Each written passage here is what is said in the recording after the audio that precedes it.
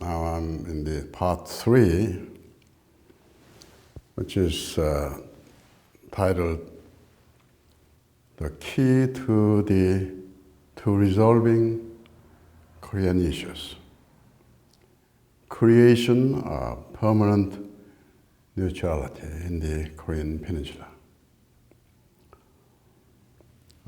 This is the title that I've given to part 3. Now, in the previous section, part 2, I discussed the characteristics of the Korean issues of reunification from the perspective of geopolitics between America and China. Now that we have identified the main cause that is blocking the two Koreas from achieving the goal of reunification of the nation, we can now move on to the central question of how to resolve the issue. I, along with some Korean scholars in Korea and elsewhere around the world, am of the opinion that the concept of permanent neutralism can be of great value in searching for a viable solution to the Korean issues. I'm suggesting here that a permanent neutrality of the entire Korean Peninsula, if and when established, could provide a crucial clue to a peaceful solution of the Korean issues today. It is for this reason that I'm proposing here the creation of an Asian Switzerland, so to speak, in the Korean Peninsula as the key for solving the Korean issues of reunification as well as denuclearization at the same time. Under international law, a nation with the status of permanent neutrality must avoid all military alliances with other nations in times of war and peace. Although the neutral nation can have its own military forces and can engage in self-defense in case of any external attacks. And warring countries must respect the neutrality of the nation and cannot legally violate or make use of the neutral nation's territory. The permanent neutrality of Switzerland, a country that is landlocked by the powers of Europe, was established in 1815 for geopolitical reasons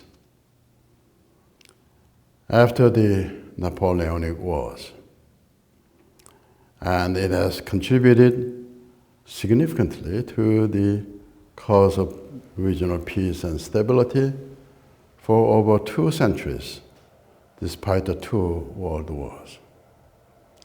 Although it is clear to me that Swiss neutrality has become an important element in why the country became to be one of the most desirable countries to live in today. For most Korean people of the 2 Koreas, it would be a dream come true if they could establish permanently neutralized democratic Korean Peninsula like Switzerland. Certainly there are some geopolitical similarities between Switzerland and Korea. Historically, the Korean Peninsula being surrounded by the regional powers such as China, Japan, and Russia, has always been an object for fierce power contention between the dominant powers of the region, and still remains so. All the regional powers, that is America, China, Japan, and Russia, have great stakes in maintaining the existing balance of power in the Korean Peninsula. To put it differently, the divided Korean Peninsula has become now an essential part of the balance of power in East Asia, and I would say the two Koreas are being held hostage by it, deprived of the privilege of any independent action with regard to the issue of reunification of the country.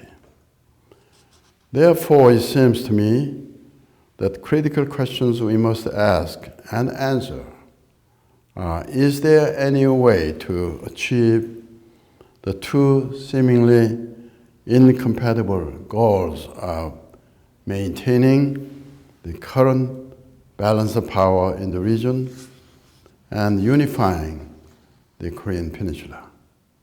How do we harmonize the conflicting geopolitical and strategic interests of America and China, in particular, in the Korean Peninsula, with reunification of the two Koreas?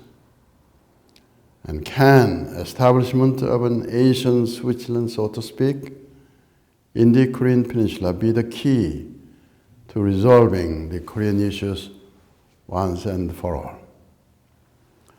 My answer to the last question is emphatically yes.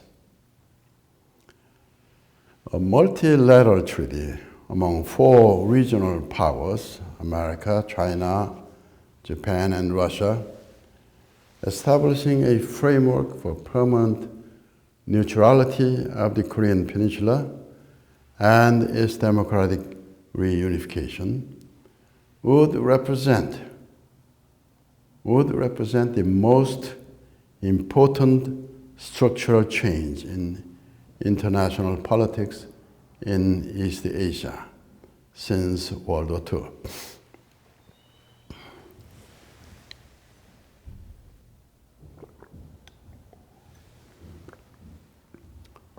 And such a multilateral treaty would provide a key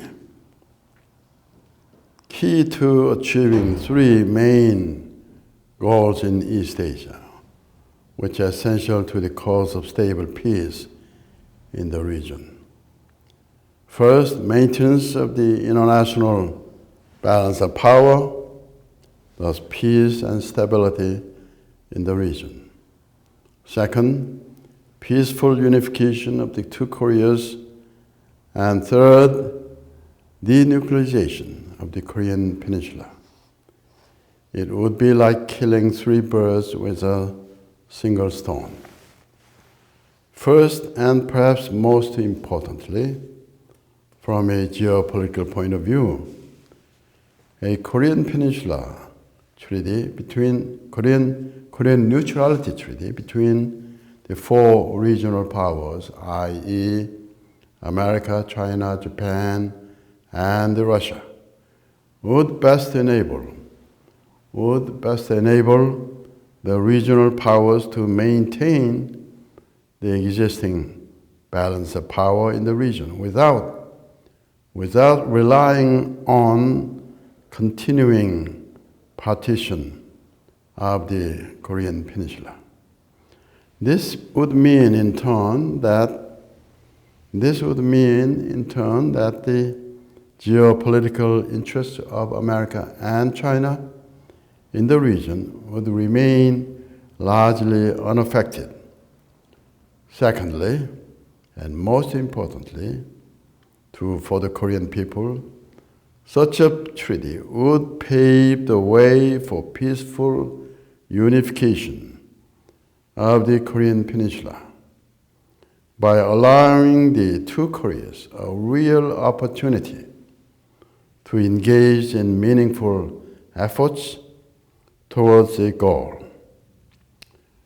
Thus far, there has never been any real chance for the two Koreas to engage in productive and meaningful dialogue concerning the critical issue of unification of the country.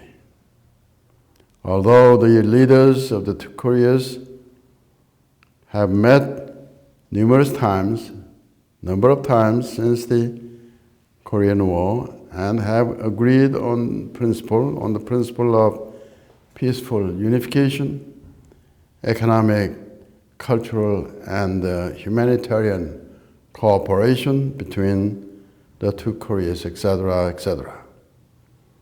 As a result, to be sure, there have been some collaborative measures taken in the realm of non-political functional areas in the past 70 years, but nothing significant beyond just a statement, with regard to the political issue of reunification. This is only natural because, as I have indicated previously, there is virtually nothing the two Koreas can accomplish in reality on their own in the realm of political issue of reunification of the country.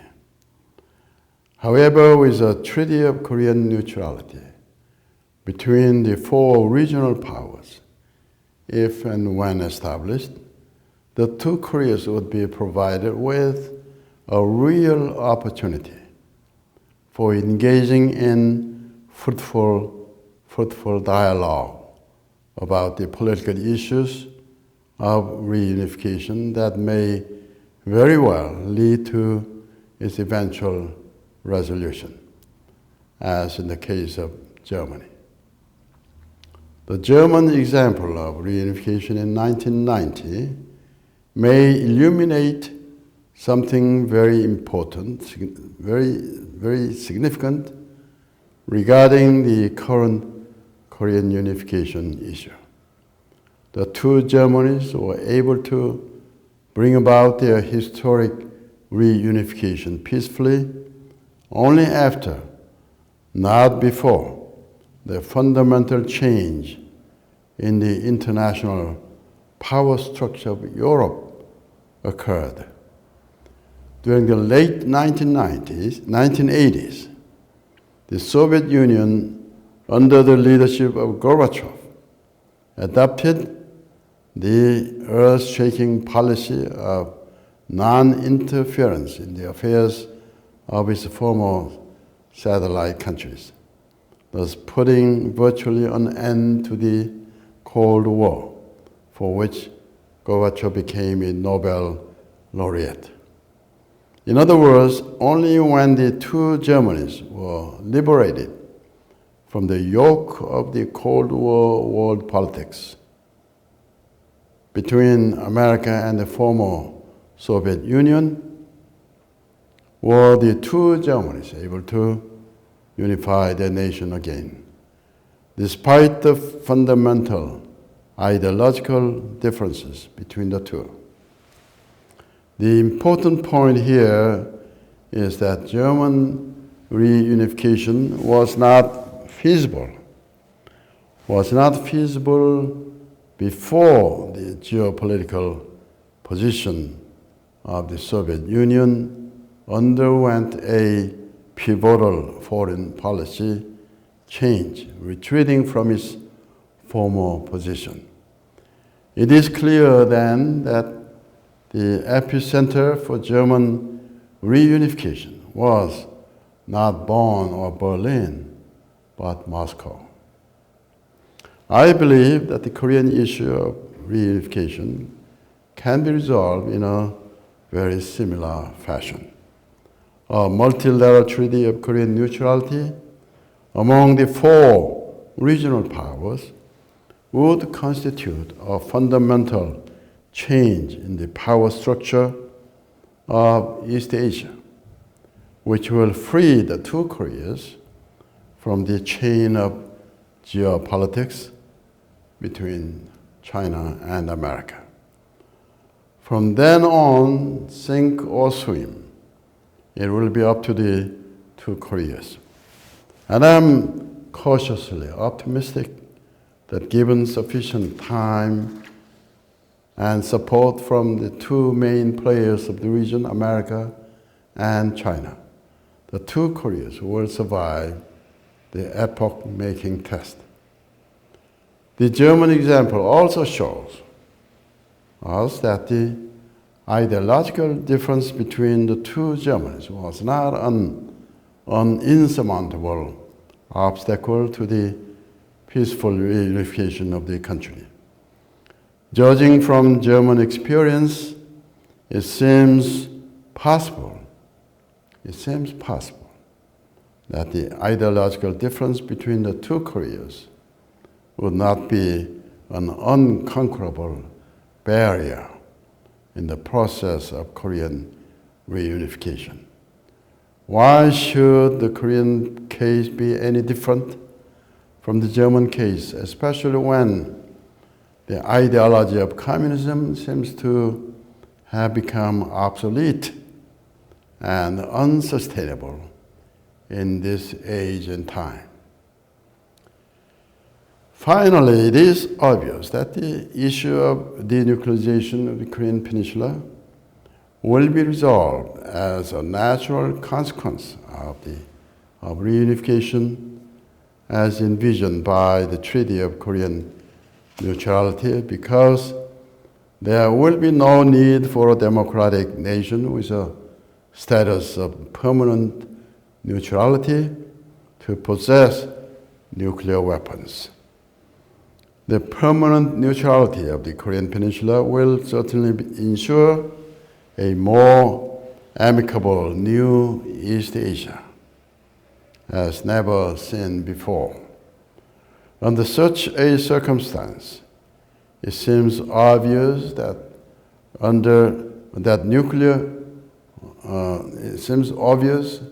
nuclear weapons would have no place in unified and neutralized Korean Peninsula. If my formula for resolving the Korean issues, as explained and proposed here, is going to take effect at all, the two main players of the region, America and China, must take a giant step forward for political reconciliation, accepting the idea of permanent neutrality of the entire Korean Peninsula as the basis. Why should America and China be interested in the idea of permanently neutralizing the entire Korean Peninsula when they have something very important to lose by doing so from geopolitical perspective? That is, their allies, South Korea, South Korea for America and North Korea for China. Here is my argument. Let me first start with the Chinese case. China will surely lose North Korea as a military ally and as buffer state when the entire Korean Peninsula is neutralized. But China will gain the entire Korean Peninsula as a new buffer zone, actually doubling its size. In addition, the current American military bases in South Korea will have to be withdrawn when the Korean Peninsula becomes neutralized. Consequently, China's national security position in the region will likely be much more strengthened. Also, China will be forestalling any possibility of an American attack on North Korea on account of denuclearization issue by making the entire Korean Peninsula a country of permanent neutrality. For China, this may be critically important at this juncture in time, considering the current overall American military superiority to China. What about the American perspective? It is obvious that with the demise of the Soviet Union, America's so-called containment policy in East Asia, based on the assumption that the expansion of communism of former Soviet Union is a serious threat to the free world, must be re-evaluated now. The fundamental moral basis of maintaining the status quo in the Korean Peninsula has disappeared, and the only geopolitical interest of America in the region of East Asia sustains and justifies the status quo policy of America in the Korean Peninsula. And it's time for America to take a more positive stance toward resolving the Korean issues than just passively maintaining status quo, because in international politics, there is no status quo policy that can withstand permanently the change of time. It's my firm belief that calls for international power balance and stability in the region of East Asia will be well served and enhanced with America's pursuit for unified Korean Peninsula, based on the principles of permanent neutrality and democracy, which can very well be accomplished jointly with China. Certainly, tension-free East Asia with democratically neutralized Korean Peninsula will very well be in harmony with American values of freedom and democracy and America's overall interest in the Pacific region. To be sure, if and when the Korean Peninsula is neutralized permanently, America will lose a very important strategic foothold in Asia, because its military bases in South Korea will have to be withdrawn. America will be losing a very close-range offensive strategic position against China's heart, Beijing. From a simplistic strategic point of view, it appears that America may be a big loser in the Korean Peninsula neutrality deal. However, we should not forget there are some important advantages for America, which would outweigh the geopolitical loss. First of all, America's national security would become more secure as the North Korean nuclear threat will cease to exist. The permanent neutrality status of the entire Korean Peninsula would very well function as a safety pin, preventing any accidental military incidents that may trigger a major violent conflict. And America will be relieved from the burden of rendering military protection to South Korea for good. And most importantly, from a political and moral point of view, America will come out honorable and glorious. The political and moral implications of American initiative in the matters of Korean reunification, denuclearization, will be very far-reaching indeed, and might be hailed as a pinnacle of American diplomacy par excellence. By opening the door for the historic reunification of Korea, America's moral and political standing in the eyes of the world would be greatly enhanced, just as Moscow's policy of non-interference in Eastern and Central Europe was the foundation of the peaceful reunification of Germany.